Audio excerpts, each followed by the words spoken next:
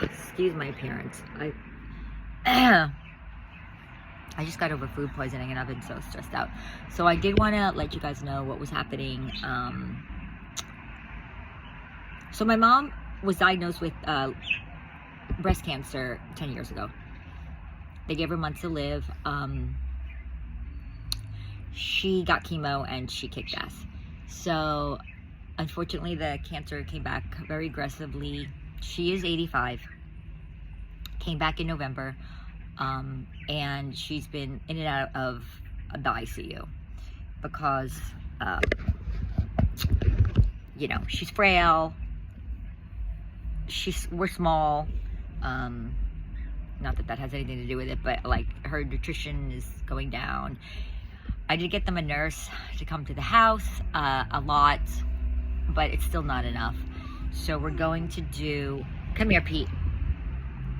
So we're going to do, she's in the hospital now because she keeps getting really weak because the cancer is so bad. It's basically she can't get chemo, unfortunately. Also her age, her size. When I say her size, I mean just because she's lost so much weight from the cancer and she was always small to begin with. We're small. So, the doctor called me today, her cancer doctor, her oncologist, and the doctor from the hospital, and basically they're on the same page of it's basically a hospice situation, and they think she'll be better at home with Dad and a hospice team. He's so sweet. He's such a good boy. You know how they know when you're not, you know, when you're upset. So, you know, Mom's a trooper. I had to have that talk with her because sometimes she is in denial. I don't know if you guys have dealt with this with like older parents, you know, and I'm old already. So they're very old. 85. My parents are 85. Both of them. And I'm an only child. So it's a lot of pressure. It's a lot of stress. My dad's hard of hearing, so I do a lot of the important phone calls, you know, with the doctors and whatnot, which is fine. Like, we're a very close family, you know. So, yeah, that's pretty much it. Like, the hospice team has to go talk to Mom in the hospital, but I already broke it to her. I explained everything. Because, you know, when you're 85, or any age, you want to live. I mean, most people want to live. You know, I know people commit suicide and do stuff like that, or have health problems, but my birds are looking at me, everyone's worried. When you have a good life and you're happy, you want to live, so. And the thing is, when you're that old, and you're sick, and with lung cancer, like, a lot of times your brain doesn't get enough, God, I look red. Your brain doesn't get enough oxygen, so you don't, the processing function in your brain isn't like tip-top shape, you know. Plus you're in denial because you want to live.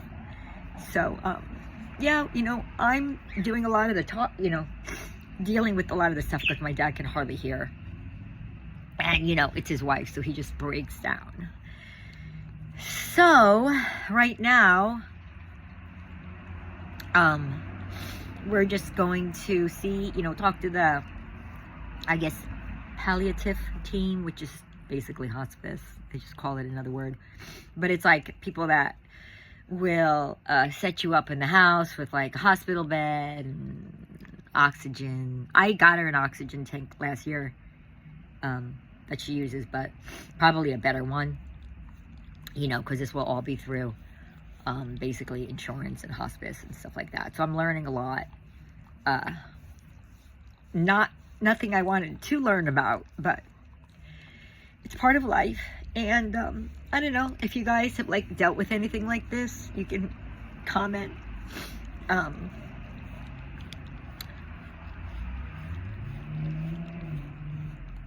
It's probably too much of a share, but who cares? You know what I mean? I look like a wreck because I did get food poisoning. Sorry, guys. I did get food poisoning on Friday. Nothing from what I made. My friend brought me stuff from the restaurant, and it just hit me the wrong way. Plus all the stress, you know. I normally don't get sick. I'm normally swimming. But, yeah, I just want to tell you guys that. Just, you know, appreciate if this can help anyone, or if you have any questions for me, if this can help you with anything, you know, just giving you that boost to appreciate life, or if you're dealing with something similar, you're not alone. My husband's helped me a lot. I have a lot of close friends. They've helped me a lot emotionally, you know. Sometimes your girlfriends are better at helping than the husband, because my husband gets nervous when he sees me upset, like he just wants to help. But, you know, women are good at, you know, talking, and I have a lot of friends that are older than me, and they've been through it, or they like know more stuff. So basically, also I want to tell you that they said the reason that my mom was able to even hang in so long, my dad also had cancer too. He beat his cancer years ago, and he's been mom's caretaker for the past like 10 years.